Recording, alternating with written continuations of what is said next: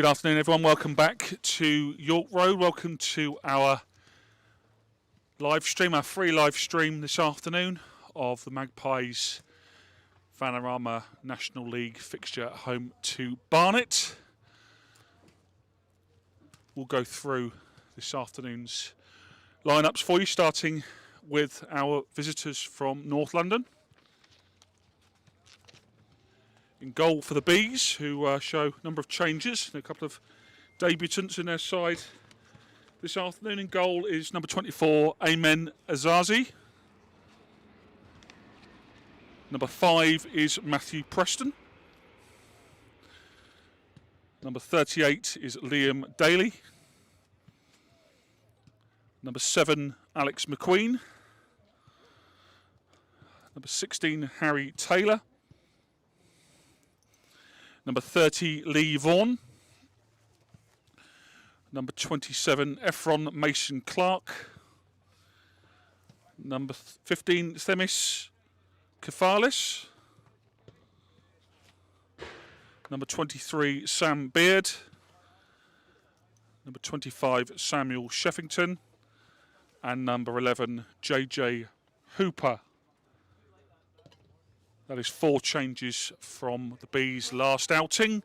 One they will be looking to forget, 5-1 hammering by Wealdstone in the local derby. Substitutes for Barnet this afternoon: number 12, James Callan.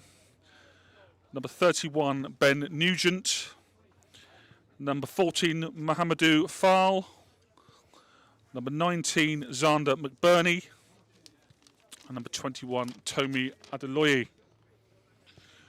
Your Magpies lineup this afternoon. In goal for us will be number 1, Tay Ashby-Hammond. Number 24, as ever, our skipper, Alan Massey. Number 3, George Wells. Number 5, Manny Parry. Number 6, Remy Clarima. Number 11, Dan Sparks. Number 14, back from a spell on the sidelines, is Rowan Ince. Number 19, Ryan Upward. Number 25, Sam Barrett. Number 10, Danilo Orsi, back in the starting lineup today. And number 9, Nathan Blissett. Magpies substitutes: number 2, Jerry Wiltshire. Number 16, Raheem Shackelford. Number 15, Seth Trumazi. Number 18, Alfie Egan. And number 22, Josh Kelly. Just a couple of changes from the side, which lost disappointingly here at the death on Easter Monday. That is coming back into the starting lineup, as I say, Rowan Ince, and also top scorer Danilo Orsi. Josh Coley obviously misses out, first game of 4-match suspension. So we take on a Barnet side who've had a season to forget, anywhere you want to dress it up. They've had a difficult season, and they have a new man at the helm this afternoon. That is Simon Bassey, 5th man to take over in the hot seat at the Hive this season. I've got Steve Ginman alongside me here, Magpies director. Steve, the change to the Barnet management staff, how do you think that might pan out this afternoon? They brought a couple of loan players in this week as well. Well, Simon Bassey and Dave Anderson, 2 people who need no introduction to York Road, very seasoned managers and coaches within the world of non-league football, particularly in this part of the world. Simon Bassey was with AFC Wimbledon for many years. Last time he would have been down here when they won 4-0 in their league match. John Main, I think, scored all 4 goals in that match, certainly 3. Dave Anderson, former manager of Hendon, had a really good team who you've seen here in the early 2000s. And then, of course, he went on to great success with the likes of AFC Wimbledon, and also managed Windsor, Northwood and St Albans. So 2 people who know how to steady the ship. Played against Alan Devonshire's teams for 20 years or so. So they'll be very keen to try and buck this current trend. The Barnet have taken only 1 point from their last 11 matches, lost the last 5. They've won just 1 match away from home. That was on the first Tuesday of the season, way back in October. On the flip side, though, for the Bees, they have won every game they've played against Maidenhead United in the National League, winning 4-1 the last time they played here. However, and you have to go back to 1964 for Maidenhead's last win against Barnet. Ironically, though, when Maidenhead beat them, Barnet were champions of the Athenian League, as was. So really extremes there. Maidenhead, of course, will be keen to get back to winning ways after 3 defeats. But with the front four of Orsi, Blissett, Barrett and Sparks, bound to be plenty of goal action for the Magpies. So yeah, we'll wait to see. I'm sure Barnet will be happy to take anything out of this game, and Maidenhead desperate to get back to winning ways. 2 debutants, as I say, for the Bees this afternoon. Sam Beard, who's joined on loan from Dorking. And watch out for Samuel Skeffington as well, number 25, signed on loan from Millwall this week. So slightly refreshed Barnet team in terms of who's at the helm and the playing staff on the pitch as well. As the Magpies come out with the black armbands on in honour of the Duke of Edinburgh, who passed away yesterday. There will be a minute's silence prior to 2 minutes silence, I'm told, prior to kick-off this afternoon. Our referee this afternoon is Paul Marsden. First visit for Mr. Marsden to York Road, he tells me. Although he has been on the National League circuit for a while, we've encountered him on some of our away trips. He's assisted by Shelby Elson and Craig Simpson, with the 4th official, Sean Farrer. The Bees enter the York Road turf in their traditional amber shirts. White shorts for them today. It's the first meeting of the club's season, believe it or not. We've had a couple of attempts to play at Underhill for various reasons. That fixture's been pushed back. That will be our penultimate fixture of the season in the final week before we go to Boreham Wood on the last day. Plenty of football to be played before then. And still plenty of games in hand for the Magpies, Steve. It kind of feels like a bit like now or never, does it, for a playoff push? Well, yeah, here we stand on the 14th of April, and we have a third of our league season left. 14 matches to play. Yeah, as you say, string a sequence of wins. And if you look back in April in previous seasons, particularly in this division for the Magpies, they've been traditionally strong finishers. One player to look out for, the Magpies might recognise on the Barnet side, is JJ Hooper. JJ Hooper last encountered him when he was at Port Vale in our famous cup run, but also scored a fantastic goal for Havant here before he moved back into the league. Carried the ball some distance, then let fly from well beyond the penalty area to score a goal for Havant in a 3-1 win. I think that was in the September of 2013.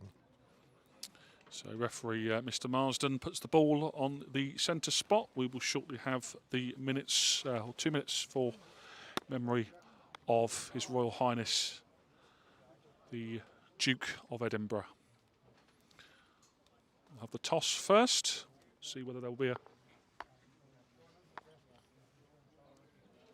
change of ends. Sides are staying as they are. We'll have a minute reflection of the life of His Royal Highness the Duke of Edinburgh.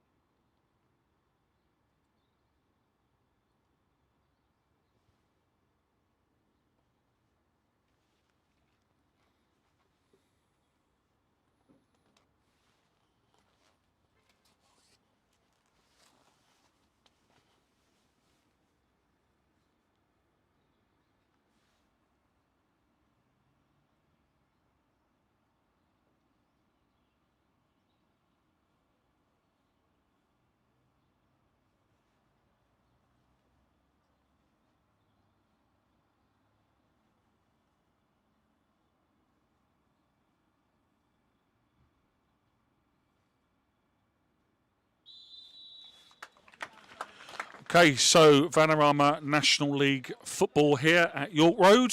Thanks for joining us on the live stream this afternoon. Intriguing encounter ahead, a slightly refreshed Barnet lineup with a couple of debutants. The Magpies will be kicking up the slope in the first half towards the Bell Street goal. Perhaps that might lead to a reversal in our fortunes here. Last two games at York Road lost by the odd goal in frustrating circumstances. Steve, in terms of some of those recent matches, we've felt like we've lost games that probably should have petered out for draws maybe. It's a bad habit to get into, isn't it? Yeah, I suppose you could point to individual errors for all of those, in the way penalties were conceded, obviously red card in the last match, although of course the one in Weymouth was overturned, and of course the BT match as well, well publicised error. So really, Maidenhead, if they can just keep it tidy, and hopefully take advantage of any chances come their way, they can turn things around today. Yeah, a bright start would be good as well. I always feel when we start on the front foot, we look like we're going to be in business. That 4-1 win against Torquay, our last positive result. We scored early on. Feels like if we get an early goal under our belts, the confidence comes back. If it's a more drawn-out battle, we seem to be losing our fair share of those at the moment. Maynard setting up in a 4-4-2 formation today. So Orsi and Blissett up front. Barrett and Sparks, the wide men. Barrett on the right, Sparks on the left. Upwood and Ince in midfield. Good to see Rohan Ince back. And then across the back from the right, Remy Clarima, Manny Parry, Alan Massey and George Wells. Yeah, Steve says welcome return for Rohan Ince. On international duty, he picked up a knock. And obviously we're still missing James Comley at the moment. I understand that's not going to be a long-term injury, hopefully, but it is a big miss. It's Mason Clark. Bit of trickery there. Nilo Orsi with the interception. As you said, Neil, just the tragic death of Lee Collins at Yeovil. Tuesday night's match is postponed, so Maidenhead have 7 days after today before the next match, a trip to Stockport. That's right, another tricky-looking fixture at Stockport, side that have spent some big money recently. But Steve's right, we won't be going to Yeovil on Tuesday. Wish everyone down at Yeovil the very best. That game will be rearranged. Looks likely to be on Tuesday, the 18th of May. Watch out for announcements for that one. Good start, good bright start by the Bees here. Throw in on the railway side of the ground. And it's nearly cross goal there. Liam Daly was the man on the end of the throw-in. A couple of shouts for handball, no interest from referee Mr. Marsden. Nice football there between the front two. The ball given away by Dan Sparks. Do think that Blissett and Orsi have looked a good partnership in spells this season. Now here comes Sparks.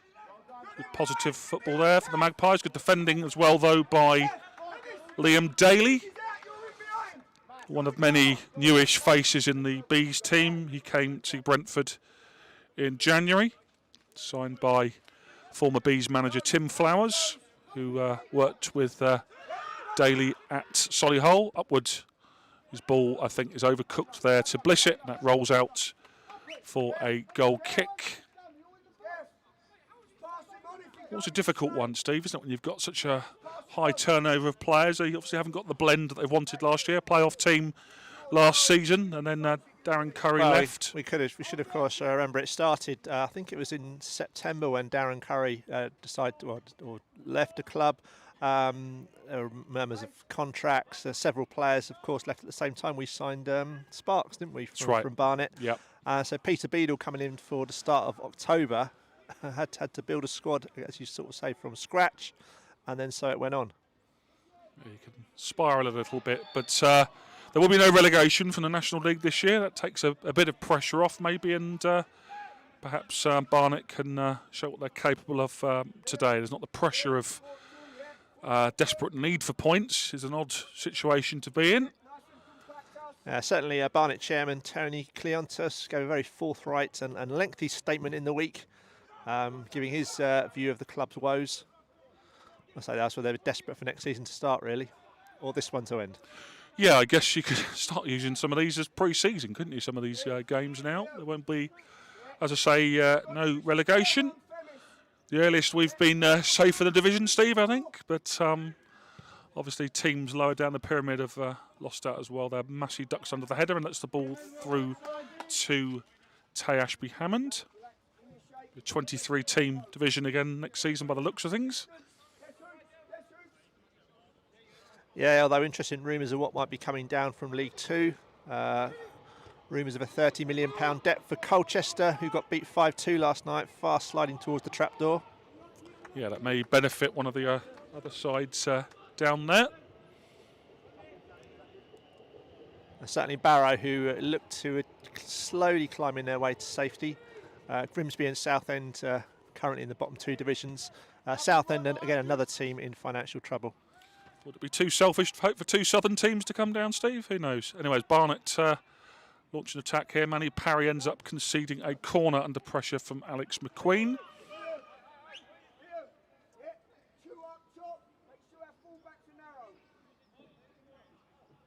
McQueen it is who's going to take the corner. Former Carlisle man. Spell at Dagenham. He did score against the Magpies in a draw at Victoria Park. Start of the 2018-19 season. His corner kick. Headed away by Massey. There is an infringement in there. In fact, I think the ball went out of play there, Steve, didn't it? I think, judging by the... Looking to sort of curve it back in, which, of course, is against the rules. Eagle-eyed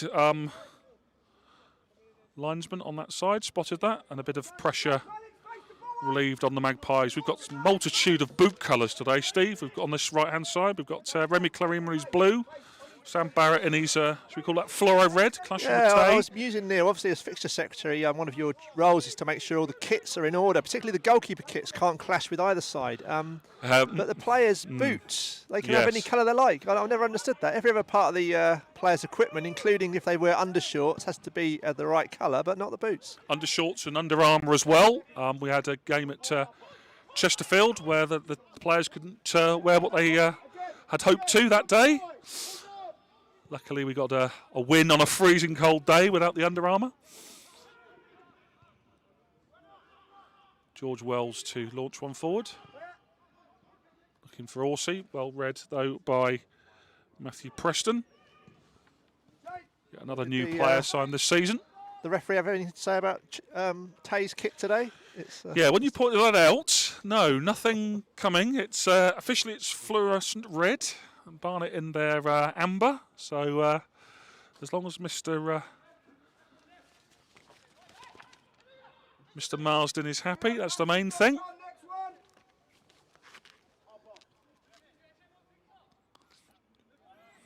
Anyway, we won't dwell on that. Dan Sparks over this free kick. Maidenhead looking for an early lift off on this one. Glanced header from Rowan Ince is not going to trouble Ayman Aziz. Goal for the Bees. Belgian goalkeeper. Come through the Barnet Academy. Up goes Blissett. Liam Daly seemed to come off the worst there. Another man in bright boots. Sam Barrett in his fluorescent reds. Good football there from Barnet. Manny Parry reads it well, though, and that's falling for Danilo Orsi, who a bit of rush of blood to the head there, perhaps, Steve? Yeah, I think he saw the goalkeeper sort of out of position and thought he might dink a lob. Obviously, very difficult to do with the ball coming over his shoulder, but I think he did do that this season. Again, one of the goals against Sutton was like that, wasn't it? Yeah, he's probably a bit better position, but it just didn't come off, and obviously he's gone for a throw-in. But good idea from Orsi. He's scored from all angles, hasn't he? You know, you want your centre forwards to be taking a pop at goal, so he didn't quite get that one right, but he's been brilliant form for us this season. It'd be interesting to see whether we can do on online poll of the supporters for a player of the season this year. Maybe Mr. Logic Yeah. might be working on that as we speak. Yes, getting the 2 cans and a bit of string. Throw in there on the railway side of the ground has rather bizarrely gone against Maidenhead. That looked all the world to be able to throw that. It's certainly interesting to see, but I know a lot of supporters have watched a lot of football online. Probably seen more away football this season than they may have done due to the presence of streams. So it'd be good to see what people's views are, having watched it from the comfort of their living room. Yeah, I've got my views on the top 3, but I won't share them. Suffice to say, I think the new players we've signed in the summer have done a good job for us this year. I was talking with Lee Devonshire earlier about success of the signings that he's helped bring into the club. Barnet wanted a free kick there. Nothing doing from Mr. Marsden. Remy Clarima playing up right back again today. He's ball in towards Orsi.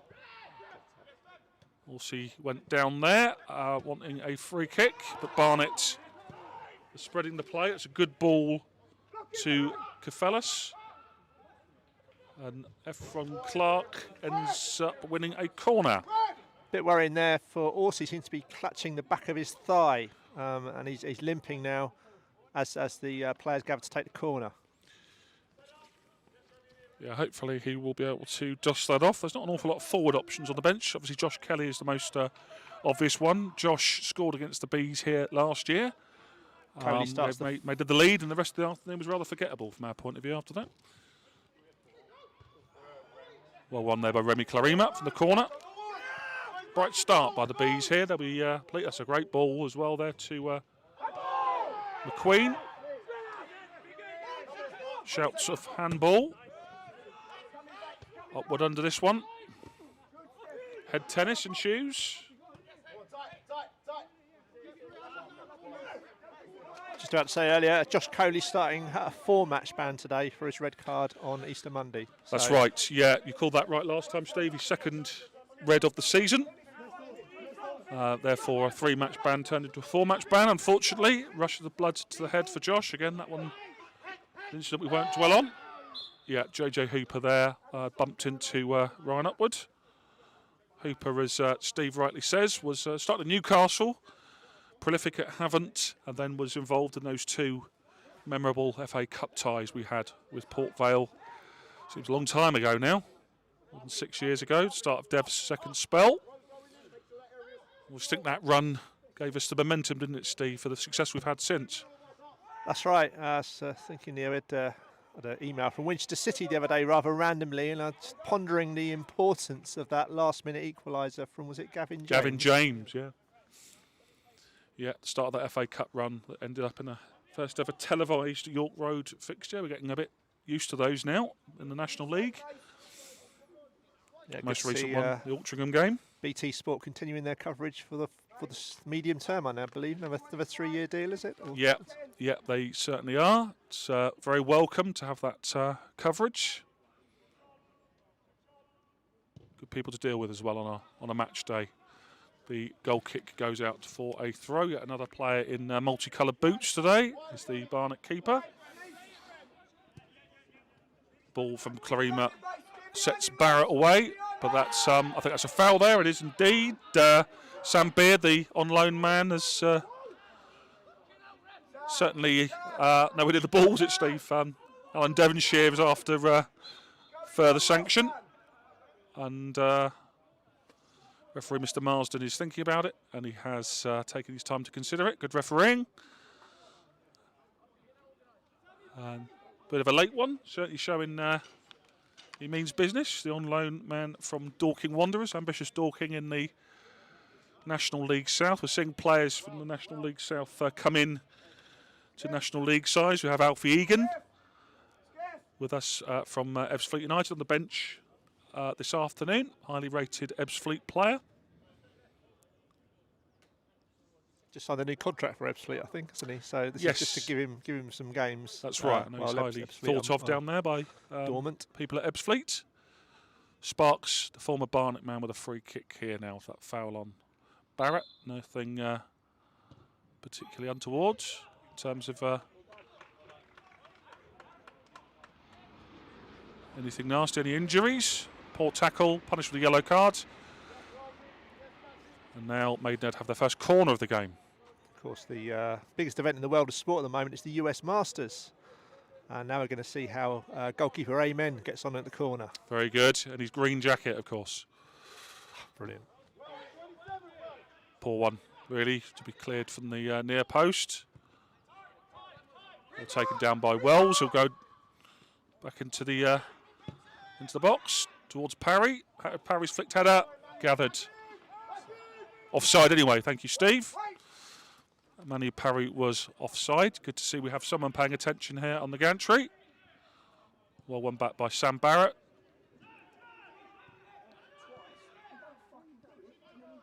Ball back to the skipper, Alan Massey. The header is well won there by Liam Daly. A couple of shouts opposite me in the stand.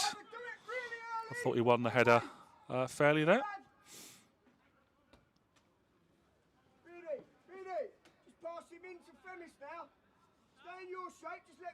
Lee Vaughan taking the throw. Yet another recent signing, joined in March from Telford.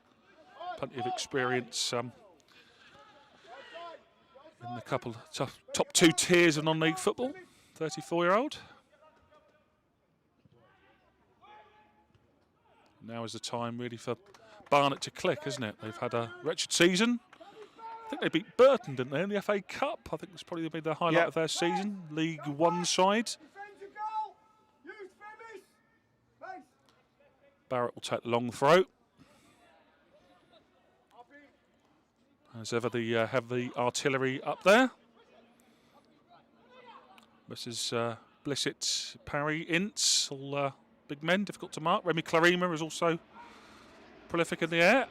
It's well won by the Bees defensively there. Made a bright start to this game. Alan Massey aims towards Blissett, whose head is a bit off. And Les said about Ince's attempt there, the better. I think, to be fair, the block was coming in, wasn't it? Sort of ended up miscuing it there. So yeah, just swung his foot at it to see what happened. And as it is, Barnet remain under pressure with the throw-in deep in their own half. Yeah, I think we've got to give credit to the defending there, haven't we? I think Ince was looking to line it up and perhaps just took his eye off the ball with the miscue as the block was coming in. Here comes Ryan Upwood. Dispossessed, but scrappy periods in this game. Neither team getting anything particularly memorable together at the moment. Remy Clarima does well there, though, to see I think the Barnet kit there, Steve, with a tyre mark down the middle of it. Well, it always looks to me like a tyre mark, but it's actually a honeycomb. Ah, okay. But I should have made the connection. Maybe a metaphor for the season, the amount of teams that have drove all over them, so to speak. But 40 goals conceded in 13 away games so far. Yeah, 5 of them last time out at Wigglestone, which is, I know, one that Barnet fans will be been wanting something rather better from. We go to Grosvenor Vale ourselves in a couple of weeks' time for a rearranged game. Now, yeah, offside there. I did worry slightly that McQueen was going to get away down the right-hand side. It looked all the world from our view over here offside, and was pulled back in the end. Yeah, probably might be able to pick Simon up Bassey, right there. Simon Bassey discussing with the fourth official this new fashion for not flagging offside until the player becomes active, which is rather frustrating. As you said, he was several yards offside. No right. question of questioning the official there. Just why didn't you do it earlier? Yeah, it's bad for all our heart rates, isn't it? Those moments. Miscued clearance there from Tay Ashby-Hammond. No need to worry about the linesman's flag there. It's pretty obvious that was going to be a Barnet throw. We have a second ball on the pitch. Ali McDougall a bit too keen there to get play restarted.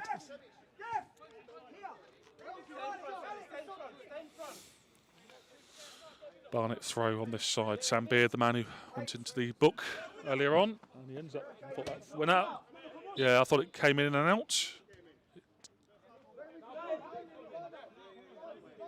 Yeah. So a little bit of discussion as to whether the ball came in at all. It will be a Maidenhead throw. So it looks like a Maidenhead throw in the same position That's Barnet just threw it in from. Oh, Yeah, it seemed to Remy me that it Karima. went. Oh seemed to go no, in and out. referee's pulling him back.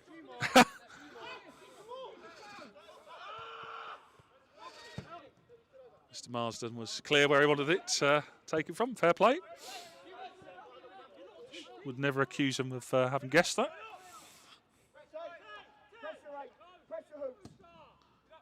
Tay clears long towards Blissett, gets the flick on. Barrett there, lovely control from Sam, but well played there by Harry Taylor. Maidenhead have the ball back though. Ince. Good pass to Clarima. Well played there by Remy Clarima. Ince. Just wide. Great effort there. Did that click the post, Steve? Was that my eyesight? I think it's I think bounced it was back off the fence behind the goal. Bounced back off the fence. Interesting there. She said the Barnet seemed to do the hard work, but then a loose pass brought Barrett into it. He found fed the ball to Ince. Muscled his way through the defence. Barnet players claiming a foul. Ince though was allowed to shoot, shot narrowly wide. Yeah, it was a good effort from Ince in the end, doesn't he? Still to score for the Magpies. That was probably as close as he's come to opening this account. Certainly good to have him back in the side this afternoon with all his experience. Massey wins a header there under pressure from the likes of Hooper. Barnet throw.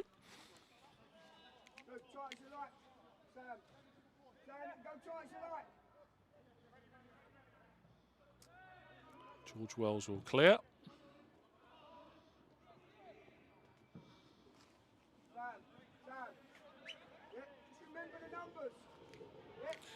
.21 minutes into this one. No real close chances other than that Ince drive narrowly off target a moment or two ago. Don't like to jinx things, but the Magpies have defended generally pretty well in the recent games and ended up losing out due to just little marginal errors late on in games when bodies get a bit tired in that kind of little run. And this looks already to be a real tough contest this afternoon. Well read there by George Wells. The ball long towards Blissett, the header won by Dailywell. And Massey's header wasn't necessarily convincing, but they're a partnership for a reason, and Parry tied it up well. Horsey dispossessed. Wells up well again. Can't remember seeing a Maidenhead left back as good in the air as George Wells, Steve, for a while. You might remember some from a bit longer back. Barrett's ball across the pitch is a delightful one to Sparks, who can't control it, unfortunately. Good thinking there from Sam to try and spread the play. Yeah, left backs have very much been in that sort of fleet-footed left back role. Yeah. But I suppose you would say Jamal Fifield, although I wasn't remembered for his aerial ability when he was at the club, certainly now as a centre back, former Football League, now playing for Bournemouth. But no, and Max Kilman as well, I would say. Yeah, another converted full-back as well. I always speaking to Dev, I always thought he was an excellent left back for us, but Dev always felt he saw him as a centre half, and that's. I think he made his debut at right back actually as well. That was sort of the way into the team at full back, and then so you took it from there. Ended up in midfield really for us, didn't he? Yes, that's right. He's doing good to see him in the Wolves squad again last night. It's always good to see players graduating and moving into the league. A few of those in recent times.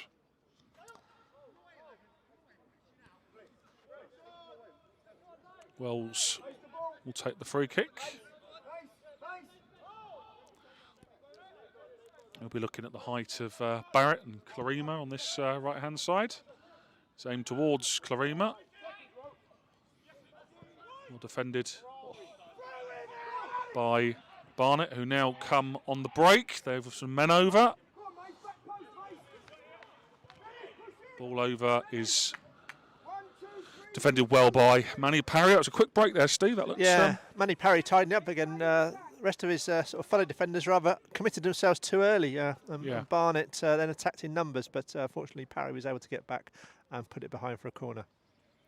Yeah, it was good defending there from Manny. Result was another corner for Barnet. And Wells rather miscontrols it, but Sam Barrett does well to clear, shows his defensive quality as well. And that diagonal pass from Beard floated out harmlessly. So, as Steve said earlier, no game on Tuesday night. We are back in action when we visit Stockport next Saturday. A real tough one. Goalless draw with them here, of course, earlier in the season when we were celebrating the 150th anniversary of our dear old York Road ground. Strengthened since then. And then Woking are the next visitors 2 weeks today. The former Woking players now squad these days. One of which, Manny Parry, half clears there. And the ball given away by Rowan Ince. Decisively cleared against the floodlight pylon by George Wells. Bit scrappy there for the Magpies. Yeah, not really managed to get out since that corner, have they? No, opportunities to clear and to get away. Quite clicking so far. Goalless and 20 minutes left in the half. And really that Ince shot on goal, the only piece of info to report so far in terms of chances. Good pass that.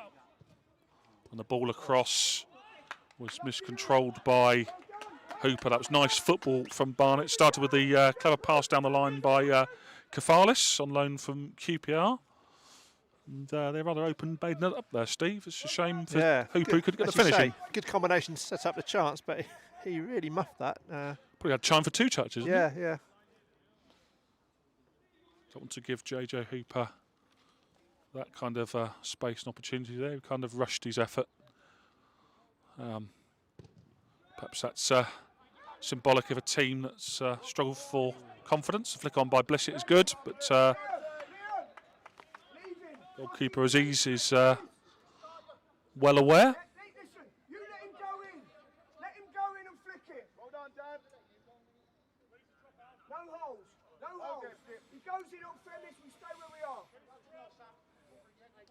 Readjusts his socks and clears the ball into the rather gloomy Berkshire skyline. Referee Marsden brings back play for a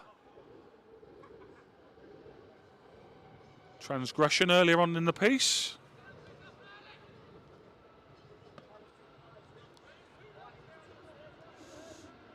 Great Western Trains cross in front of us on the railway side of the ground. A chance for a cross into the box. On a postman's free kick from McQueen. Free kick is brought forward a couple of yards there. And Marsden, our referee, spots the attempt to gain a yard or two. Worth trying. I remember James Comley doing that a couple of years ago and getting away with it.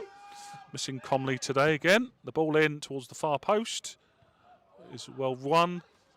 Nodded towards goal by Harry Taylor, but gathered by Ashby Hammond. Taylor, the Barnet Youth Player of the Year back in 2014-15. Longest serving players in this team. Sam Barrett links up well with Orsi. Barrett turns to his right foot. The ball is going to land, look like it might land kindly for Ince, but it's good defending again from the visitors. They need to be a little careful here. Manny Parry manages to retain possession. Does well. Orsi, 1-2. Unlucky there. Attempted 1-2 with Blissett. Just didn't quite come off. It was good to see the front two link up there, Steve. Yeah, a bit of pace and movement there throughout the Maidenhead team. Just playing on the edge, which which is the way where a goal's going to come. The Barnet backline now held firm. Yeah, they've defended well so far. You spoke about them shipping goals this season, particularly away from home.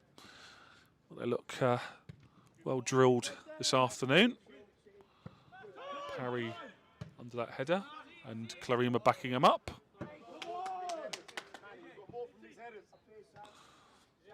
Ryan Peters is asking the Magpies centre-half to make a better headed connection onto that one. They got under it. Luckily, Clarima was aware. No danger done. Beard with the throw. Dorkin man. Fourth official, Sean Farrer, sends her back a few yards. Mr. Farrer's wearing gloves. Fourth official wearing gloves. Game's gone. Remy Clarima clears only as far as Beard, who can't control it. Barrett takes the throw quickly into Orsi. A chance at goal. Well saved by Amen Aziz. That was quick, alert throw in from Barrett. I think Barnet will be disappointed with how they let Maidenhead get away with that quickly. Good save. Perhaps he should have scored. Better for the Magpies. Well defended by Beard.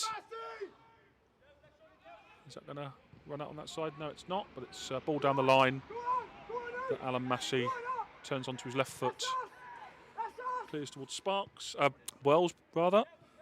That all came from that Barnet throw down here, didn't it? They lost possession. Yeah. Maidenhead didn't have a throw. As you say, Barrett spotted his man. Orsi haired off in front of it, set himself with a chance, but Amen Aziz, the goalkeeper, was equal to it. Yeah.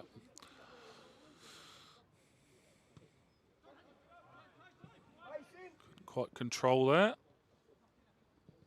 Ince winning his usual fair share of battles. Ball out to Orsi now on this right-hand side. He has Barrett for company, who delivers to the far post. Dan Sparks slips. And the ball rolls out harmlessly for a Barnet throw. Lively period for Magpies' top scorer, the former Hampton man. He's on 13 goals for the season. Stepped up from the National League South and looked really at home at this level. It's always good to see a player from a lower division come up and do well, isn't it? Throw in to Barnet. Referee Mr. Marsden is very strict as to where he wants these throws taken. Barnet were hoping for a quick attack there.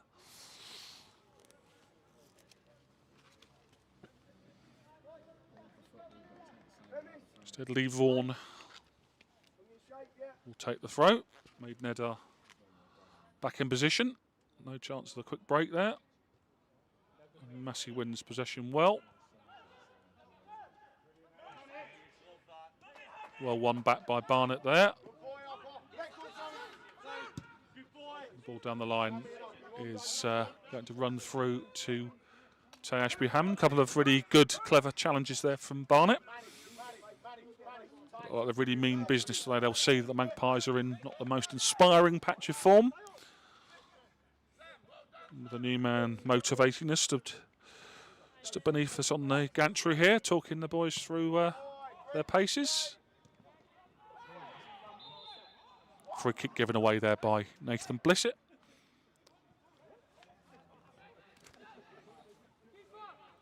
Simon Bassey, as Steve said earlier, was heavily involved in their march up from combined counties football to the EFL. Yeah, started off as assistant to Dave Anderson, and then Dave Anderson stood down when he couldn't get him out of Isthmian League, I think it's the Premier Division. And although the new man, Terry Brown, came in, Bassey remained. We're up to 2 or 3 years ago, I believe. A good, experienced head. Brought in by Tony Cleanthouse, the Barnet owner. It's not quite worked out for his most recent predecessors, but as a club they won't dwell on that. Nice cushion pass there by Barrett to Remy Clarima. All upwards, gives away possession there. Remy Clarima wins the throw-in. Ryan Peters is frustrated beneath us here. He wanted a handball earlier in the piece. Held up well by Blissett. Well played there. Gets praise from Ryan Peters, Magpies assistant. At times there's some nice movement from, well, both sides to be fair, but no real close opportunities for the visitors so far. Magpies will feel that Orsi's chance really should have been gobbled up. He's taken his more than his fair share of those. I remember his first goal for us in that brilliant win at Notts County. Wonderful finish when he was played through. Still plenty of work to do. Showed his quality that day. This is good stuff from Mason Clark. A good battle there. Remy Clarima comes out the better of it in the end. And the ball clearance ricochet back off Sam Barrett. It's his intervention. Go long towards Orsi, but Aziz will allow that to roll out of play. 10 minutes until the break, no score. As the rain sets in here at York Road, a distinctly unspring-like day here. Grey, cold, and now rain. That's right, you can tell the cricket season started, and I think perhaps it matches the where we are at the season. We're getting February weather in April, as befits the fact we've got about a third of the season, Steve said earlier, still to cram in. There's not many, well, there's no midweek dates left now for Alan Devonshire's side with the sad postponement of the Yeovil game.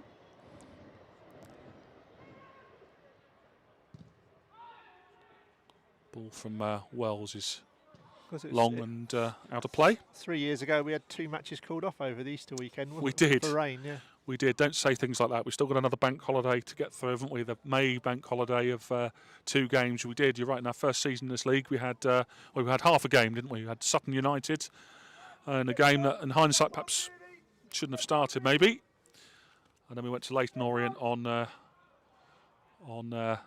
Easter Monday, and the huge puddle in the corner, and a late postponement of that match. For a second time in the game, the Barnet throws gone straight out of play. Can't really blame the wind that was playing havoc at times last weekend.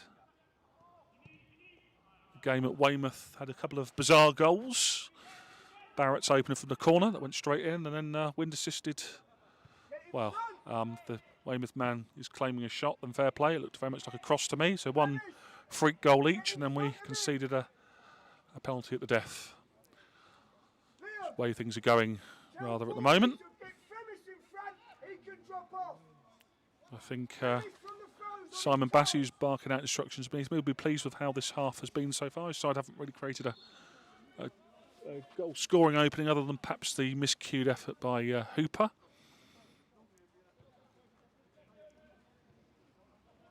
And the ball spending a lot of time up in the air, and that's going to be offside against Alex McQueen.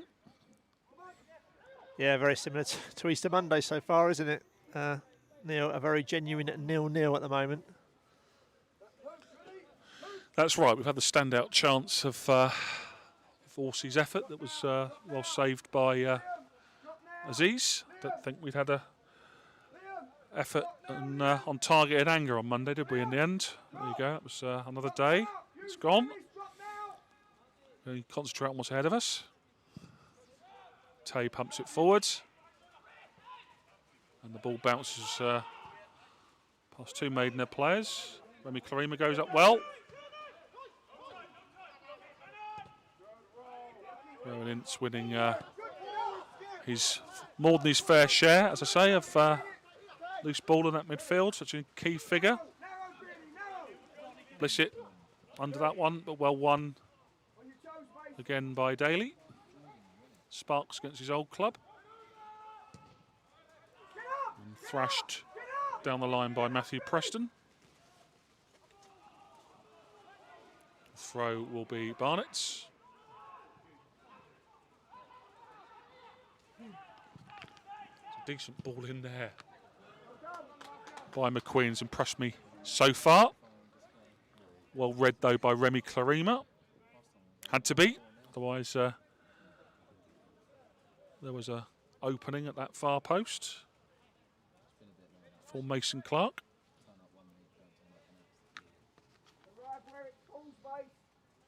Throw in to defend now.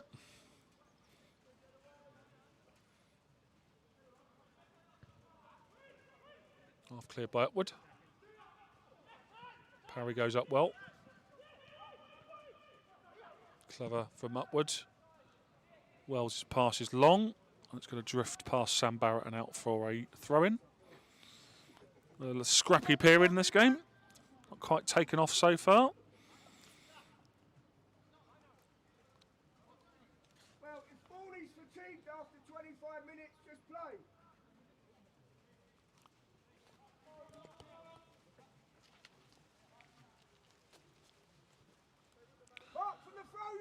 Barnet to throw now as the drizzle is upgraded from light to steady.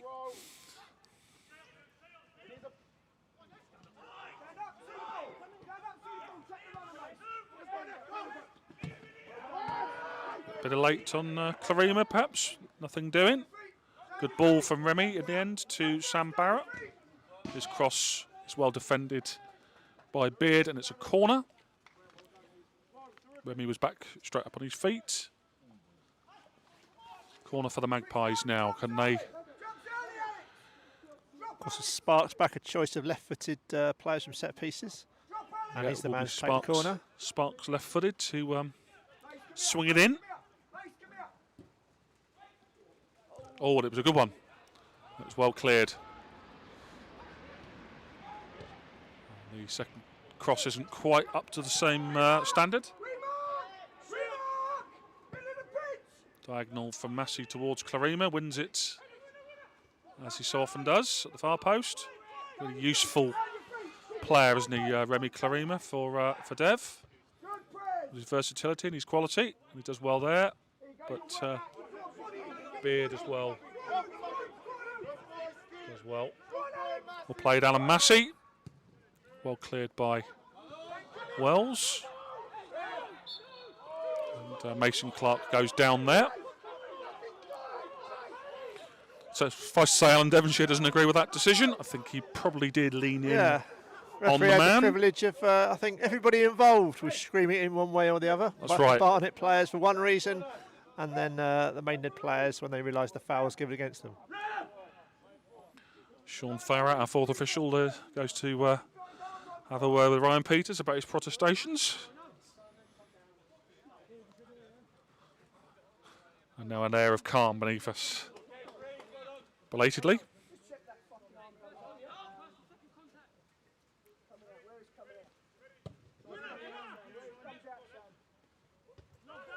Kareem wins the header.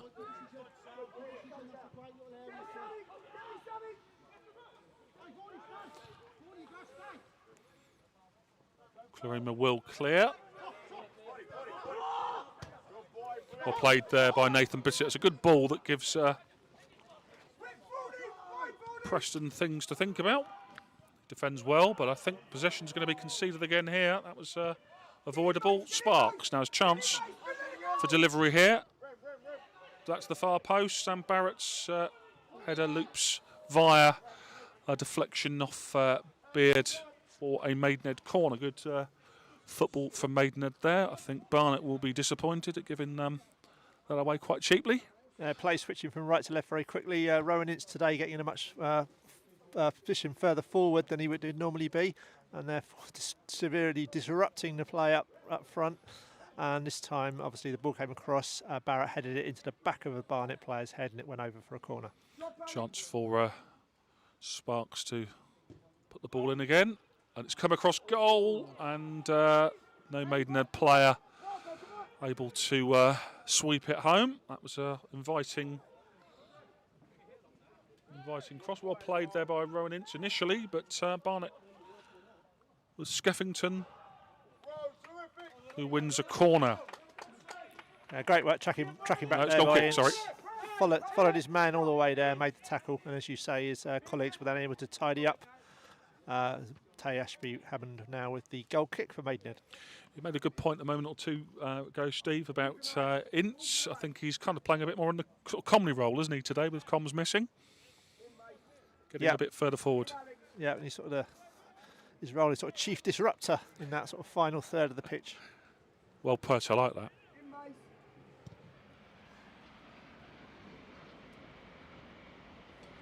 I've seen comms here today, so I very much doubt he's watching on the live stream. He's always a good disruptor in every way, shape and form, isn't he? As our comms. We wouldn't have him any other way. Sure he won't mind me saying that. As I say, he's here at the ground anyway, so he won't be listening to the watching the live stream. I can get away with one there. I mean that in the nicest way possible. Flick on there. Maidenhead defending from the front. Barrett, who's been busy in this first half, dispossessed this time. And Horsey gives away the throw, kind of sums up the half a little bit so far. A bit of to me to you. 1 minute of injury time. That probably sums up the half as well. There's been no treatment for either team. Only stoppage was the yellow card, I think, really. The yellow card indeed early on for Beard. Maidenhead wanting a free kick there. What's he given? Has he brought that back for the free kick, has he? I didn't think he was interested initially, was Mr. Marsden. It's just going to be a throw, is it? Okay, fair enough. Barrett long throw could be as good as a free kick at times. Chance to put some pressure on at the break, or right on the cusp of the break here. Barrett's throw, headed away at the near post, but disappointing. And that is half time. I think it's fair to say best couple of chances have come Maidenhead's way in a goalless first half. There was Ince's burst through and shot wide, left-footed effort. And then there was Danilo Horsey's effort when clean throw on goal. Really good save from Ayman Aziz after Sam Barrett's long throw, a quick throw. And at the other end, perhaps the best half chance fell to JJ Hooper at the end of a good move, and he took his effort first time and rather got it wrong. But I think Simon Bassey will be happy with his first 45 minutes in the dugout as Barnet manager. Yeah, if you look where Barnet are in the table, their formal season, the amount of goals they conceded, they were organised well enough today to blunt virtually all of Maidenhead's attacking endeavours. Just say, just one time they really called upon the goalkeeper interaction. That was from Danilo Horsey's effort from Sam Barrett's quick throw. But other than that, although I suppose you put Maidenhead slightly in front on points, 0-0, very much a reflection of the game so far. Yeah, I think as always you've nailed that, Steve. 0-0 for the third home game in a row at the break here, and we will be back for full coverage of the second half after this interval.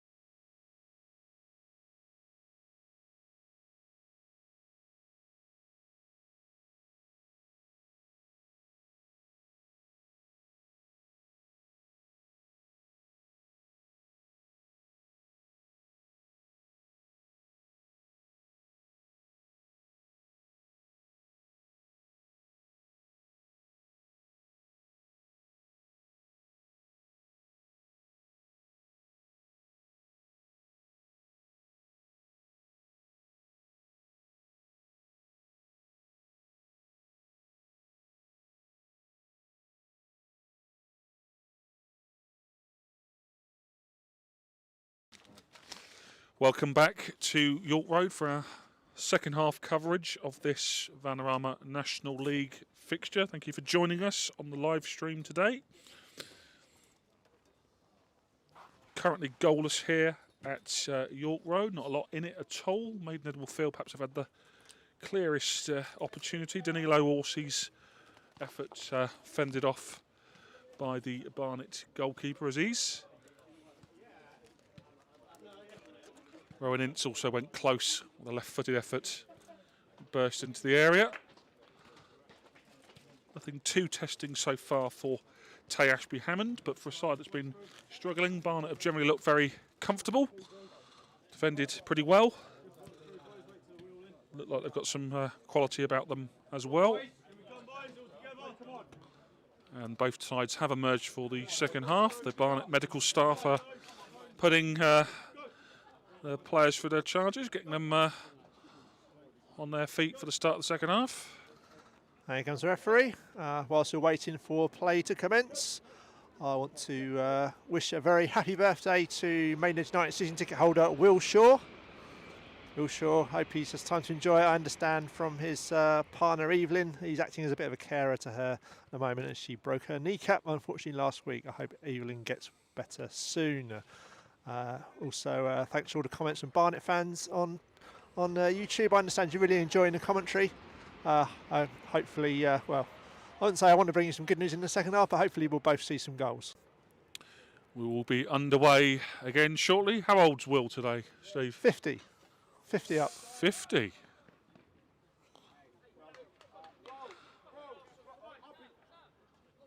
Off we go then for second half of this National League encounter. Mr. Marsden gets us going again. No, he doesn't. False start. I'll reset my watch. We're off now. Diagonal ball early on towards Hooper. Well defended by George Wells. Up goes upwards. And Maidenhead win the throw-in. Up against Harry Taylor there, who's clutching the side of his head. Nothing, no real harm doing there though, Bees fans. Nothing to worry about.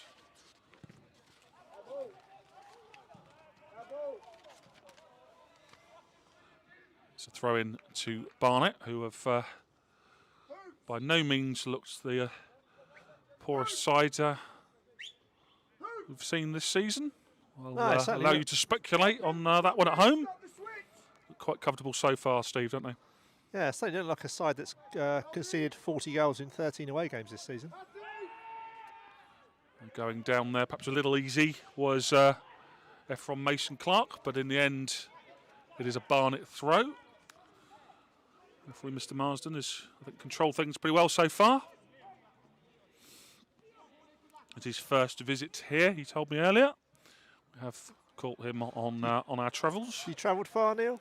I don't know, didn't get where he was from, Steve. We're not going to do addresses and postcodes like coverage on the big match replayed recently. Brian Moore's post bag. I know you watched that on a Saturday morning before coming down to York Road. Our role model, of course. Absolutely. Ball in is a good one. Flick towards goal. But Tay will plunge himself on top of it. Yeah, not sure where he's from. The accent had a northern twang to it earlier on. Oh, Marsden's in West Yorkshire, isn't it? Near Huddersfield, I believe. So. Yes. Certainly we've come across them as I say on our northern jaunts. One of which comes this time next week. We had a Stockport. Tay Ashby-Hammond will gather that, will he, in the end? Yeah, he does. Does well, actually. Difficult one for Alan Massey with Hooper underneath it as well. Ball thrown short to Wells, who goes down, took on McQueen. Went down. Suffice to say, the Barnet bench not entirely impressed with that one.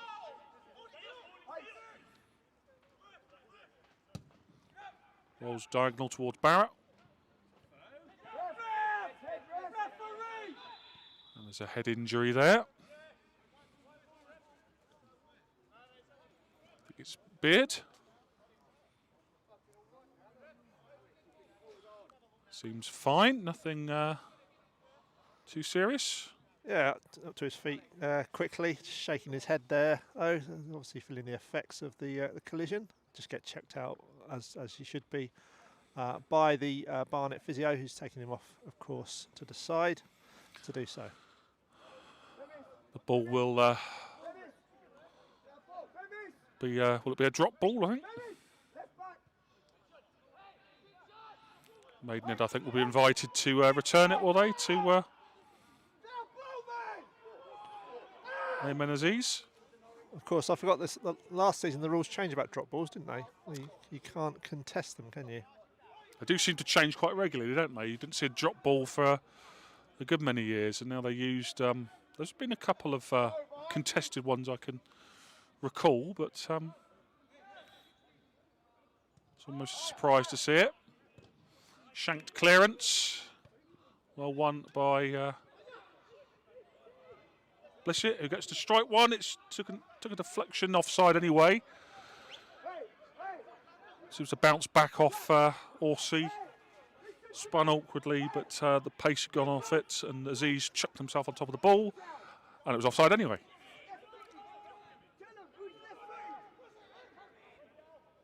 Maidenhead going down the slope second half. They normally prefer the other way round when there's a throng of Maidenhead fans at the Bell Street end.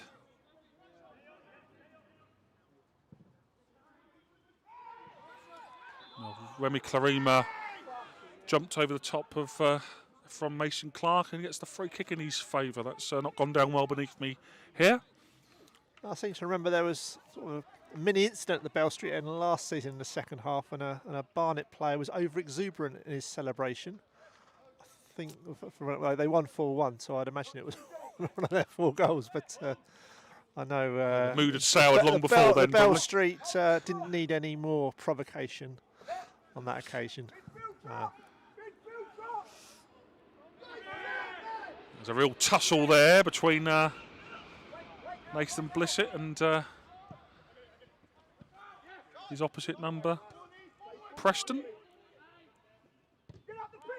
Sorry, it wasn't Preston, it was Themis Kefalis. Who's going to be under this one again? And he wins it well. Well read again by Remy Clarima. The ball spins out of play off Ryan Upward, who's putting himself around as much as ever. He's done well this year at Uppy. He's only missed a handful of games. With a couple of slightly injury disrupted years. It's his eighth season to this, I think, is it? Yeah, I think so. He was signed, I think, by Johnson Hippolyte the season before, wasn't it, that Dev came back? So That's it might right. be the 7th or 8th. Interesting footwork there and a bit of enterprising attempt at the cross, but the ball goes behind for a goal kick. Footwork there from Mason Clark, who's impressed me on that left-hand side this afternoon. The man wearing gloves. Not quite glove weather for me. It's for me, Neil. Steve's well gloved up as ever. He had his woolly hat on last game. I think good choices made by yourself, Steve. Starting to feel a little chill around my neck.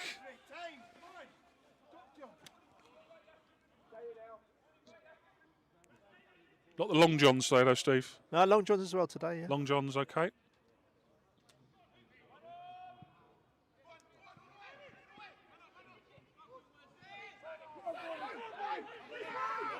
Chance for the Bees to break. There's Vaughan. His cross spoons off Massey's shin and into the hands of Tay Ashby-Hammond. Real battle here for the Magpies. Anyone thinking this was going to be a home banker?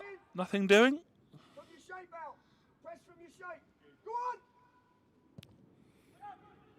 Not that Magpies fans ever expect in this tough league any easy 3 points. You don't get it. Good work by Blissett. The cross by him was deflected and cleared decisively away by Daly.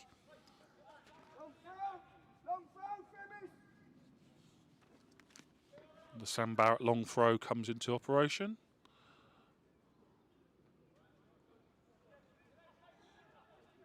Blissett and Clarima on the near side looking to get a telling contact onto it. Clarima does win that first header, but it's going to fall to Wells, is it? He hits it, and it wasn't a bad effort, but it's wide of the goal. Came nicely to Wells, not to yet to score for the Magpies. Yeah, all attempts on goal welcome this afternoon. Did slightly, perhaps not quite make the contact he wanted, but it wasn't a bad effort in the end. As a player, you'd like to see the ball land to on the edge of the box like that. I remember him close to scoring from his own half at Solihull earlier in the season. I think he hit the crossbar with a deflected effort that day, but he's not hit the target for us yet. Former Slough man. Yeah, it'd be nice if he could develop into a sort of Stuart Pearce with his Do you know what? shooting You're not the boots. first person to make that comparison, actually. Mark Stewart, club director, who sees a lot of Pearce and his sort of build and physicality. Not quite the goal scoring yet of Stuart Pearce. Legendary left back. Deadly with a free kick, wasn't he, in his day? Yeah, started his career at Wealdstone. of course, just up Wealdstone, the yeah. road, Are we allowed to mention that to Barnet fans? I know he's well thought of at Wealdstone, one of their legendary ex-players. Would Pearce have played in that 85-86 era for Wealdstone when they did the double? Probably I think he'd already moved on to Coventry by then. Yes, obviously better known for being at Forest, but via Coventry. Anyway, back to the present. The cross is a good one there from Mason Clark. Looked very lively on that left-hand side. In the end, wasn't quite the bodies in the box to really trouble the Magpies, but he's managed to dig out the cross well from a unpromising position. Wells, his ball down the line is headed clear. Magpies now goalless in 2.5 games here at York Road. Blissett's flick on to Orsi. Tried to find Barrett, just didn't quite get the pass. I think Barrett would have been through on goal there. Blissett, well, I thought he got maybe a hand or two in the back there. Nothing doing from referee Mr. Marsden, and well seen out by Manny Parada. Looks for foul to me, Steve. Yeah, it's funny him and 2 hands in the back. Preston, the centre back, having sort of smiling at each other as play continued off the pitch. So all friends at the end. I have enjoyed watching Blissett this year. It's a real wholehearted effort from him every time, and seeing how some defenders will deal with him more effectively than others.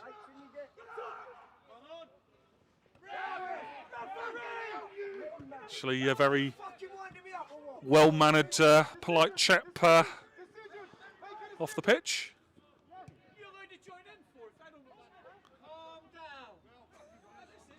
A few little words being exchanged as the game gets a bit physical. Possession given away by Maidenhead rather sloppily there. Chance for Barnet to attack with Beard. His cross is defended well by Remy Clarima.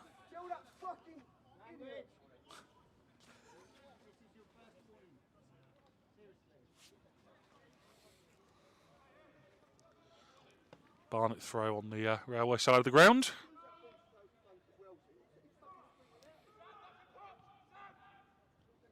Nice play there from Beard, who's been involved heavily today. And the shot on goal from the debutant Skeffington is well over the top. He's applauded though for his efforts. Heading on down towards Bell Street, off towards the railway station. Looks like Trevor Bide's off to go and find that ball, Steve. The other thing I like about Blissett in these sad days without supporters is his very strong Brummie accent you can hear floating across came across in the first half. I couldn't repeat what he said on air, but it certainly brought a smile to my face. Yeah, when you speak to him off the pitch, it's quite softly spoken, really, but the Brummie twang is 100% there. Nephew of Luther, isn't he? The former Watford legend. Luther Blissett played with Dev in England colours. Yeah, certainly a player that I think would be picked out by opposition managers across the league if they were looking at the Maidenhead team. Absolutely, yeah. If you have to defend well against him, and he's a difficult man to defend against. He's not just power, though. He's actually got sort of fairly deceiving sort of touch of pace sometimes, isn't he, when he's got the ball at his feet. And he's scored some useful goals for us this year.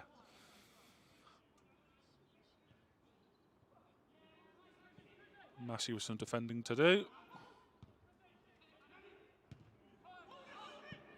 This game is crying out for a bit of magic at this stage.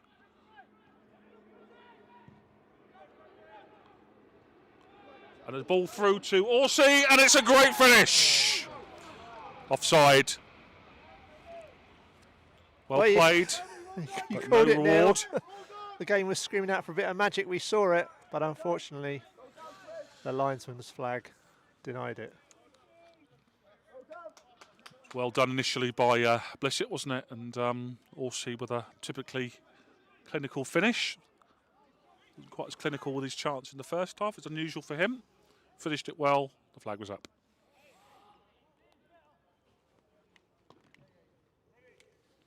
So we tick over to the hour mark. Alex, from your shape.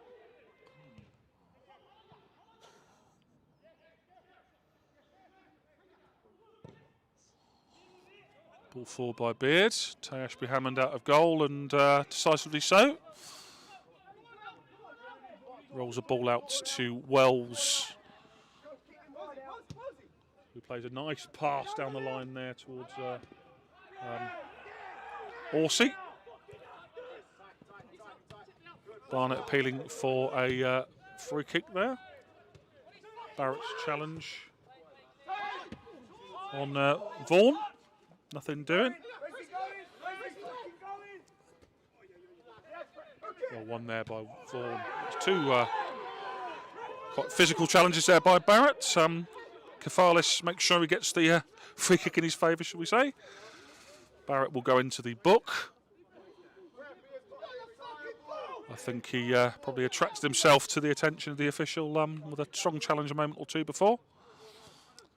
Kefalis. Yeah, so that goal, although it was disallowed, sort of seemed to up the tempo, isn't it? And both players, or both sets of players, no quarter are still given here. That's right. That's what we like to see. Haven't had the goals and the goal scoring chances yet, so let's have a good physical battle. And certainly, well, Alan Devonshire thought that his man won the ball there. I think on balance for me, probably a foul. And a yellow card has come Barrett's way there.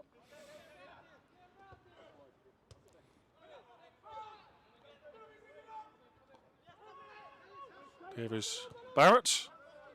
Spreads the ball intelligently to Sparks. Sparks' ball down the line is a good one, really clever one to Blissett, whose second touch ends up taking the ball out of play.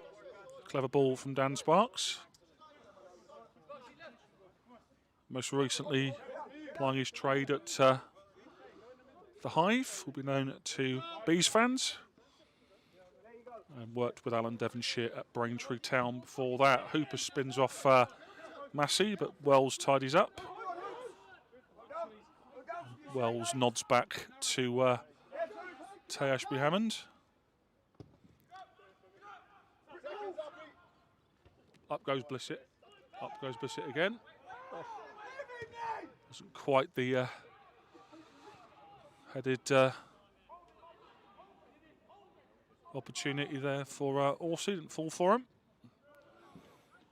It's a Barnet throw on the far side.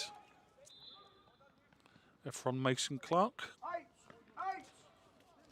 Closing on 100 appearances for the Bees. England's C cap. Was with them in their days in the EFL. We've had 3 separate spells in the EFL, I think. Bit of a yo-yo team in that regard after a conference founder members as well, weren't they? 79-80. That's right, and they were the first kind of genuine non-league club to benefit from automatic promotion, I think. Oh no, sorry, Maidstone were the first one. So the first one to really prosper, I suppose, at Football League level. Obviously, Maidstone only lasted a couple of years before they folded. Barnet were next in line. I think Lincoln and Colchester were in between there as well, just returning to the league. Barnet, as you said, had a good league career through most of the 90s. They had a brief spell in Division 2, didn't they? Yeah, that's why I saw my first trip to Underhill. Saw Reading play there on their way to, was it the Division 3 title or League 2 or Division League 1? 2 Yeah. or League 1, whatever they call it now. Yeah, third tier, I think you have to call it. It didn't last long. They were down after one season. There's a chance for the modern iteration here on the edge of the box. Are they able to fashion something? Well won by Maidenhead. And into the gap now. Here's Alan Massey out on the left wing. Massey's tempted ball into Blissett. It's deflected through to the goalkeeper. That trip to Underhill, it was this time of year on a Tuesday night, but it was so cold. I think the Reading keeper, Shaka Hislop, it was rumoured that he was suffered from hypothermia at the end of the match. Yeah, they had a tricky season. It's the Barry Fry era, and I think he left before the start of that season to move onwards and upwards. Barnet legend, though. Talking of Barnet legends, in terms of their managerial post this season, Paul Fairclough was back for a brief spell, wasn't he? Fifth time at the helm at Barnet. Former England C. Well, if England C still exists, he may well still be the manager. I'm not sure if that team's obviously in abeyance. Well, it was, and it was Fairclough who gave Sam Barrett his caps, wasn't it? 2 England C caps for Sam. Good ball that to Sparks. Well won there by Vaughan. And the push by Wells was not entirely well disguised.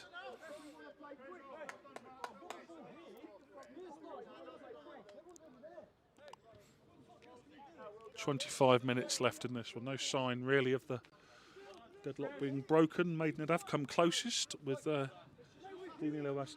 Danilo Orsi fine at the back of the net, and the flag denying him his 14th of the season. No sign yet. Any substitutes? No. No one. Well, they're warming up the far left for me actually. So they're. You think as a substitute you want to warm up as close to the manager as possible, wouldn't you? And they're remind them you're there. Obeying protocols, though. I think they are obeying protocols, absolutely. Here's the ball. From your shape, mate.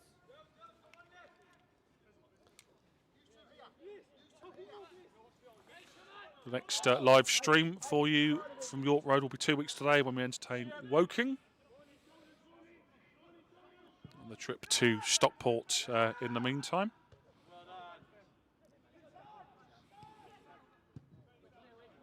And that's a good ball, but well read by Remy Clarima as Mason Clark was looking interested on the end of it.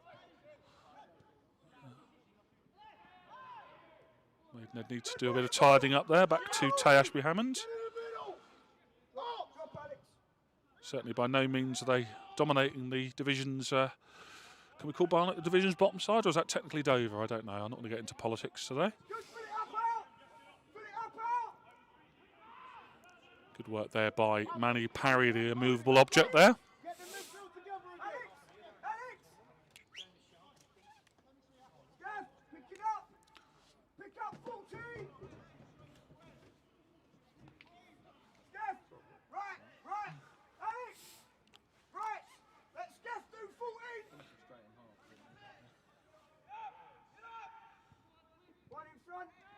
Ryan upward to break with the ball.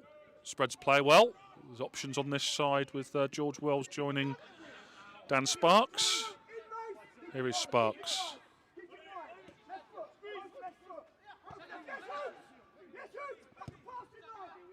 Lynch tries to thread a ball through, but it's well read by the Barnet defence.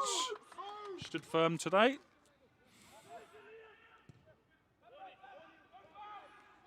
Blissett, who tends to be involved in some of the best stuff Maidenhead do, is holding the ball up well. Now that's taken a deflection through. He's upward with a chance, and it's well struck by Danilo Orsi on the turn, but well gathered by Aziz. Yeah, Upwood could have had a shot there, but seemed more keen to tee up Orsi. Orsi, I don't think could quite get the power behind his shot, and Aziz did very well getting down to it to comfortably gather the ball as a Great Western train heads towards Paddington. It was unselfish from Upwood, wasn't it? Probably might feel that he earned his chance to have a go himself there, but and he's a player that could score from there. He's done it from the past. Yeah, good goal scoring record from midfield for Uppy.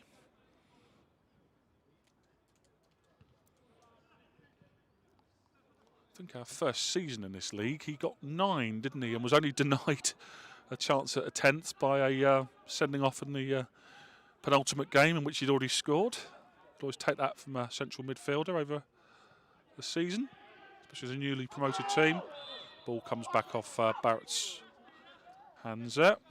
Yeah, that game where he was hero and villain was, of course, at Orient, Brisbane Road Orient. As they scored almost the first minute, wasn't it? And then, as you say, a red card towards the end as the Magpies successfully hang on to achieve what was till then best ever position in this division of 12th. Top half finish, yeah. I won't repeat what he allegedly said to our match official at the end of that one that earned him the red card. But he was the goal scoring hero earlier in the day. We had 2 wins in a row at Brisbane Road.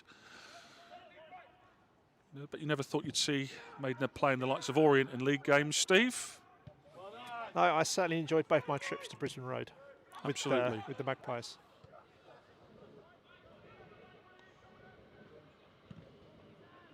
Beard clears. Parry is under it. Ince hooks it forward to no one in particular, unfortunately on that occasion. It's in one way the game's opening up a little bit here, but it is still quite scrappy, and demonstrated by that, that passage of play there. As Arn again at the other end, players just not quite making the most of those half opportunities falling at their feet. Still loads of work to do, obviously, but Danilo Orsi, unusually for him. Yeah, I think the way Barnet have set themselves up with 5 men in defence and then sort of 2 midfielders just in front of it has really been, there's not a lot of room in that part of the pitch, and as you say, it's leading to quite a few scrappy midfield battles. That's right. I think this one seems to be sliding towards another rather unmemorable one, unfortunately, for those of you joining us on YouTube, because the good thing is there's still chance for some late drama and a winner in this one. It looks like another 1-goal game now here. Barnet in no hurry to take the throw. Parry for once has been out-muscled. Ball across the box. Barnet did not have the men forward there.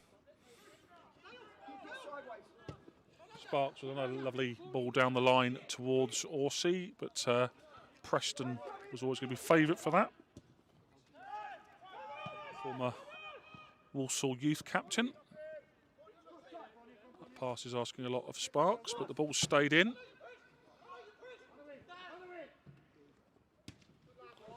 And that's the highest today. Upwards done well. Manny Parry brings it down his chest.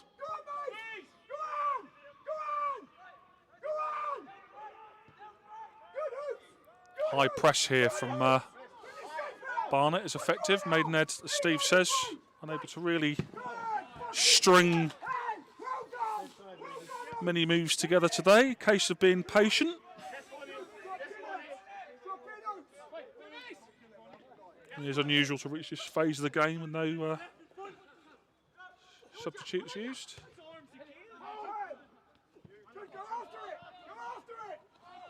Well, I suppose from Maidenhead's point of view, the substitution on Easter Monday did somewhat disrupt the pattern of the team, and momentarily leading to the goal. It did. Scored, ironically, by another substitute for Eastleigh. Frustrating if you look through Maidenhead games this season. A lot of the games we've failed to take things on have been decided by opposition substitutes. I think we've only had 1 or 2 goals ourselves contributed by substitute players.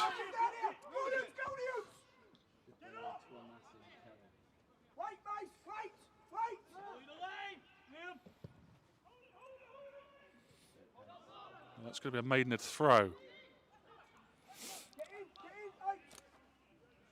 You feel that if we are going to get a goal this afternoon, it's going to come from a set piece or a throw or something like that. Although a good chance we did fashion was from open play. The ball into the box claimed with ease by Aziz. Although one feature of today, there has been very few set pieces. Just a couple of corners from Maidenhead. Long throw, probably the most common one. No free kicks around the box. No, and that's sort of credit, isn't it, to Barnet, the way they defended. They've done so legally and carefully. I do always fancy Maidenhead to be a threat from set pieces, and as you rightly say, there's been no real opportunities in that department. And that was a foul by Blissett on Kefales. I think, judging by Alan Devonshire's comment, I think Josh Kelly is going to be joining the action fairly soon. Interesting. Who do you predict is going to make way then? Possibly Orsi. I mean, he did seem to strain something early on. Yeah. Let's see if Steve can second guess the manager here.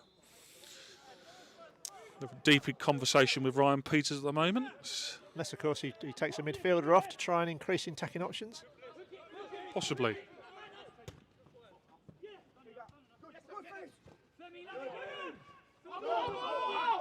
Ball is out of play, and it is a Barnet throw. Barnet throw has been overruled by referee Mr. Marsden, and it'll be a Maidenhead throw.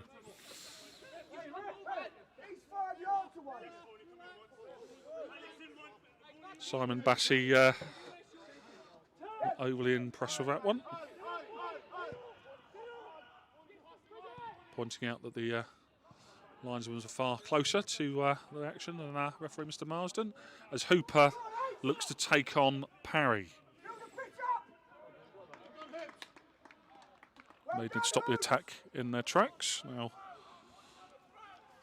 Barnet, with under 15 minutes to play, are they looking to swoop in for the kill? They haven't won away, Steve said earlier, since the first week of the season. They won at Dagenham.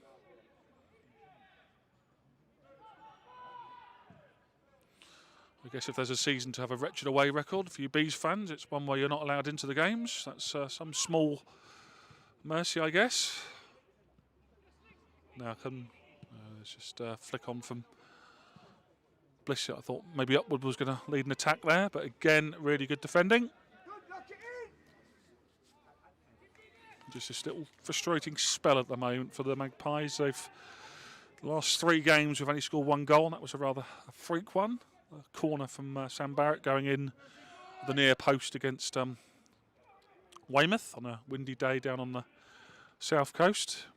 Frustrating, of course, it comes after that match against Torquay when Maidenhead seemed to be scoring at will. Yeah, that's right. 4 goals that night, and then in the 4 games since from open play. Well, was closing in on a 4th game in a row without a goal from open play, unfortunately. Can there be worse to follow? As Barnet look to nick this. Why on earth not? They've defended well throughout, and they all feel they've had a relatively comfortable afternoon so far, and the ball's going to fall to Vaughan. And the shot from Hooper on the edge of the box wasn't really going to test a keeper of Ashby Hammond's quality from there. Well won again by Preston. Here's Barrett. Well defended again. And little nibble there from Barrett on Taylor. Now here comes Josh Kelly. He's going to come on for Dan Sparks. Steve, your second suggestion was spot on. It's going to be a three-man sort of forward line, I think. Although Kelly will play like for like on this side, won't he? I think. Well, we may see him switch to the right eventually, and Sam Barrett come to his more familiar left. That's a possibility as well. It's a double change for the Magpies. Raheem Shackelford will also be joining the fray. Is that Remy Clarima limping off? It is. Let's hope that's nothing serious. Remy, like for like replacement with Raheem Shackelford, the youngster. A rare start on the bench for Shackelford. Actually started every game, isn't he, this season? He has, right yeah. back? Yeah. Done well for us this year. This going off the pitch at any area of the pitch rule now. The whole thing about players, substitutes obviously having to wear bibs and stuff like that. You've got Remy Clarima walking around the pitch. I was worried they're going to end up playing someone on side inadvertently. But maybe I'm not giving the officials enough credit, am I? When it came in, we hardly saw it. I mean, I can say that because I remember the only time I did see it was at Torquay away at the start of the season, and then it never seemed to happen. But now they're enforcing it. Maybe because there's no supporters in the ground. I don't know. Yeah. Upward does well there. Kelly's touch. Wells' ball towards Blissett. Well defended again there by Barnet. If I was a Bees fan or a Bees member of the playing management staff here, I think I'd really fancy Maidenhead's track record of single goal defeats recently. I'd really fancy my chances of nicking this one.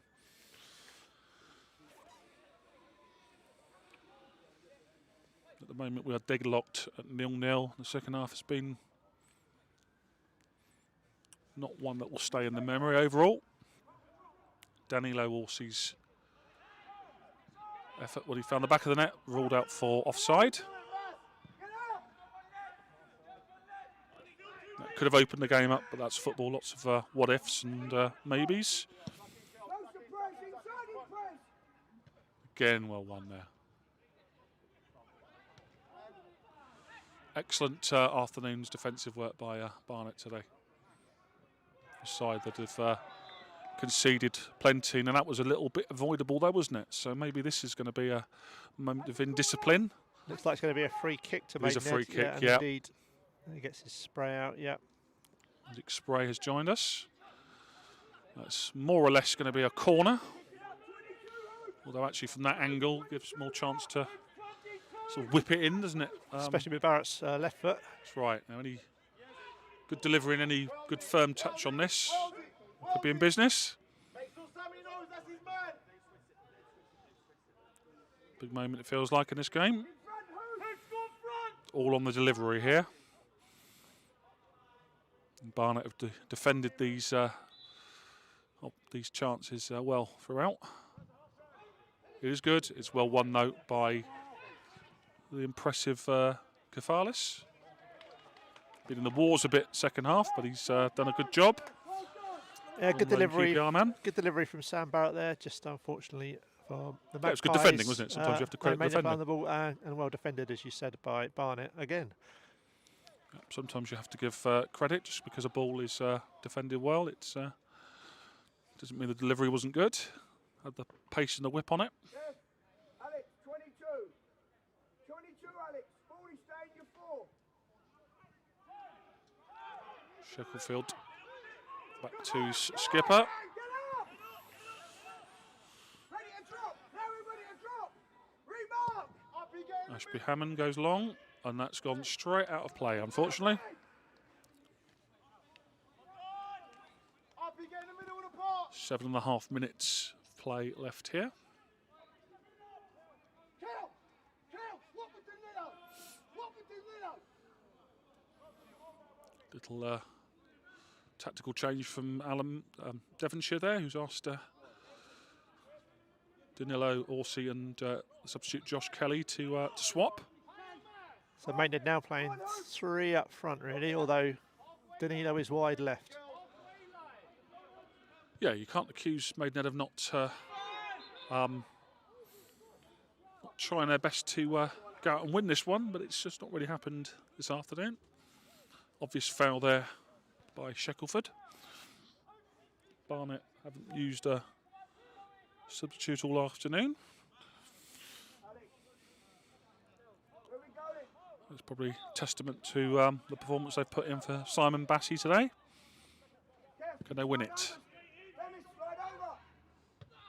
Well won by Alan Massey.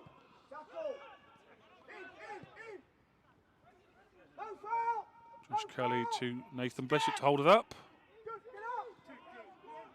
Good link up between the two. Josh Kelly goes for the byline. His ball across towards Orsi. He's trying to find his feet. It's well crowded out. It's blocked. Smashed towards goal. And it's a corner in the end.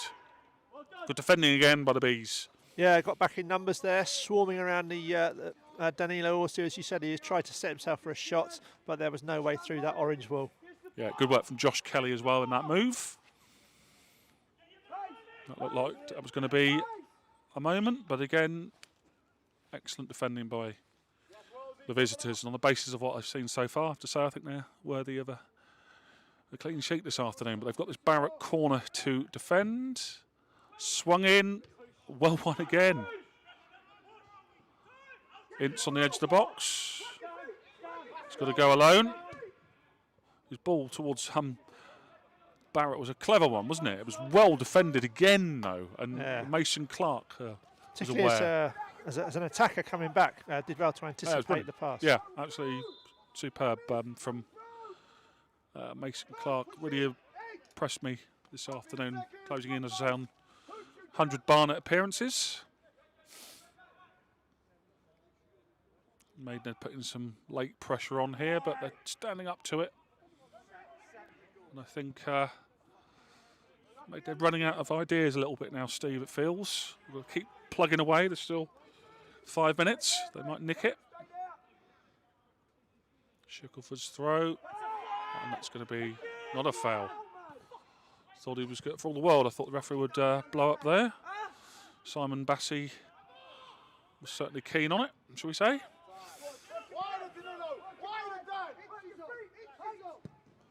Wells goes diagonal. Flicks on by Blissett. Upward does well. 2 men for company, and he gets a corner. Well played there, Ryan Upward. Succession of set pieces for Maidenhead now. And there's men back in their numbers.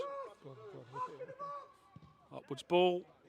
And that's going to be rolling out for a goal kick. There was shouts for a push by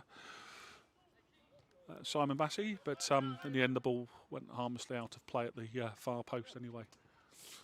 Yeah, as I was saying, a succession of set pieces for Maidenhead on that right-hand side, corners and throw-ins and a free kick, but no way through this Barnet defence. 3.5 minutes to go.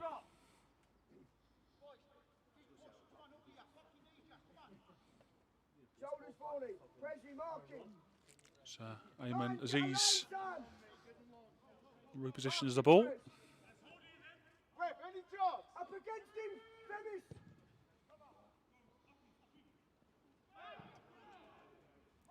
Ball rolls out for a Maidenhead throw-in here. Back to Tayashby Hammond.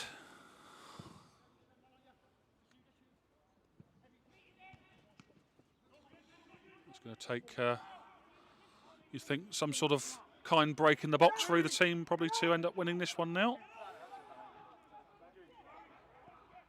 Or dare I say, an individual error? Yeah. Well, one there again. Really impressed me second half as Themis Kefalis.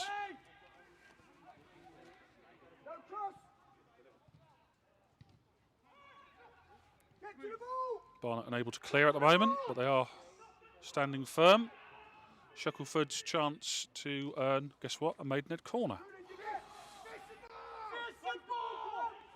The way they defended these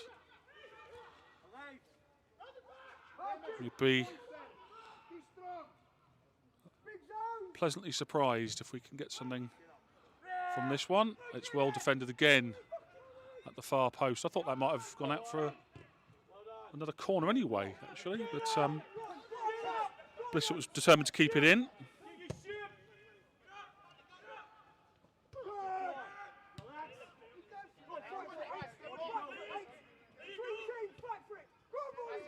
Well played there by George Wells.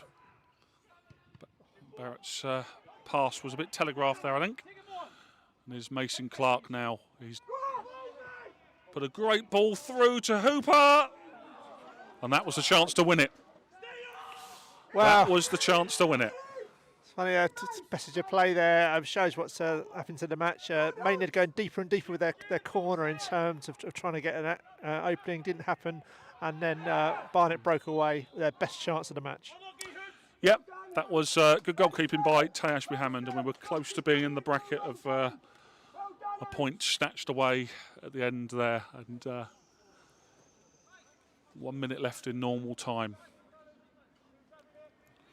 Again, the impressive Mason Clark involved heavily. And Hooper did well, really. It was just denied by Tay Ashby-Hammond's awareness. Otherwise, it was, for the world, that was a goal. Now, how many minutes is our fourth official, Sean Farrer, going to add on? 30 seconds left of the 90? It'll be a few more now. The physio's on to treat the Barnet goalkeeper's hand. Is signalling to the bench that something wrong there.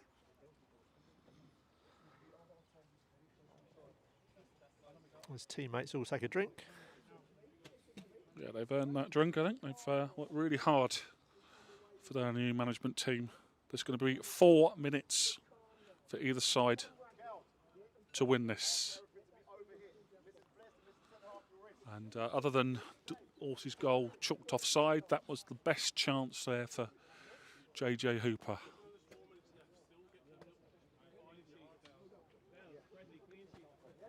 I think we're getting to the stage where both sides might be happy to settle for this now, Steve. I think Maidenhead have been on a disappointing run. Barnet's form has been well publicised. We've got through 90 minutes of a clean sheet, and there's 4 minutes extra for them and for Maidenhead to defend.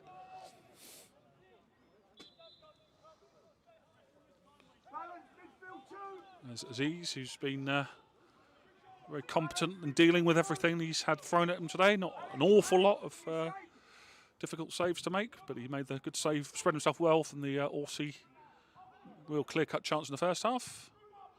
Sam Barrett pumps it forward. Miscued clearance. Wells pumps it forward. Possession given away. Good ball. Lovely pass by Rowan Ince, and it just bounces past Sam Barrett's outstretched leg. Rowan Ince gets applause from Brian Peters for the pass.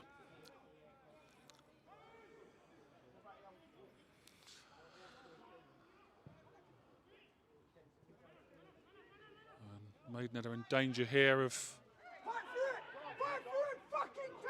Oh, that was a nasty one over the top on Barrett. It's okay. Debutant Skeffington it was, on loan from Millwall, signed this week. Busy week at the Hive. Hive of activity. Still have to go to the Hive this season. That will be our penultimate game of the season. Wells delivers into the area. Massey will go up under it.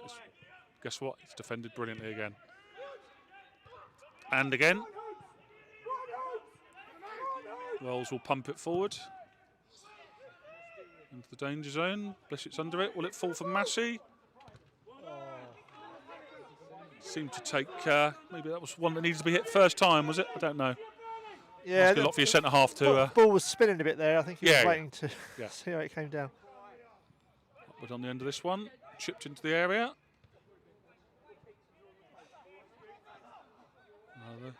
Upwards, bursting through here. Oh, yeah, I thought Upward was perhaps his shirt pulled there. Again, excellent defending. Cleared only as far as Massey.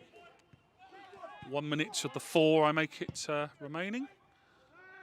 Diagonal to Horsey. Is it going to fall for him? Barrett can hit it. It's brilliantly blocked again. As if to sum up this game so far.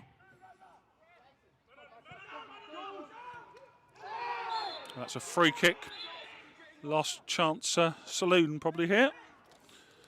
Yeah, all credit to Barnet at the moment. They're certainly putting their bodies on the line to hold on to this point. I think they defended brilliantly, Steve, to be fair. Maidenhead have perhaps run short of ideas a little bit. It's been a good, honest performance as ever from the Magpies, but... Perhaps an example of that, one of the Barnet players down with cramp the far side of the pitch as a crossrail train approaches Maidenhead. Certainly Barnet's performance has impressed as McQueen goes into the book. Harry from our team here, broadcast team, FC Video, Harry saw them last week, Monday rather, at Wildstone, and he says that's a vastly improved performance. As you know, when you get a couple of new players in, new blood in terms of the coaching staff, and they've well earned what looks like, other than this free kick, looks like a well-earned, well-deserved point, and they had that really good chance to win it, didn't they? Just before the injury time ball went up. Now Nugent is going to be coming on. The ball in is a good one. And a foul there, high boot. On comes Ben Nugent. Not sure he'll have a touch of the ball, will he, Steve? I think this is probably... No, although we're going to have some more stoppage time. Ryan Upwood attempted a overhead kick there and unfortunately caught the Barnet player. And also Blissett was injured in the sort of melee as they were fighting for the ball. I think he's gone just into the ball there, Steve. I think so, yeah. I think he's just ended up being bundled into the... quite, accidentally. There's no... any malicious intent there at all, and he's taken a nasty collision. He's down, barely moving down there. Change has been made. Left back Beard, who after the early transgression when he put down Sam Barrett under stuff for yellow cards, a good game. On comes Ben Nugent, former Cardiff, Crewe, Gillingham, Stevenage man. I think we might see the ball delivered up the pitch in probably time, and that's absolutely what it is. The losing run comes to an end, not in the most dazzling style, Steve, but a point is more than welcome after a poor run. Well, yeah, positive. So Maidenhead, first clean sheet for a while, and the first point against Barnet in the National League. First point against Barnet since 1964, if you wanted to go back into the history books. But of course, they'll be disappointed not to win the game, and very disappointed not to score. Barnet, well, I imagine they are over the moon with this performance. Clean sheet away from home, and probably, certainly the best chance of the second half, I think. Yeah. And certainly for them, part of the match when right at the end with the Tay Ashby Hammond saving Maidenhead's blushes.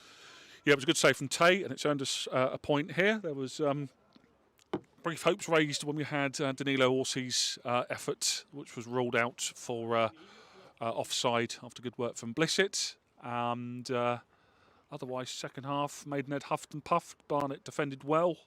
They will feel they are fully worthy of at least a point. I would totally agree with that. Maidenhead came close in the first half through Danilo Orsi's chance, which was snuffed out by Ayman Aziz, who, as I said earlier, did everything he needed to do this afternoon. A goalless game here at York Road. Another point in the bag. We will travel to Stockport next Saturday, the 17th, and then we'll be back on the live stream in 2 weeks' time when we entertain Stockport County. I think we'll have a special guest up here on the gantry, and we might give Steve the afternoon off possibly that day. Thanks for joining us today, and we will see you in a couple of weeks' time.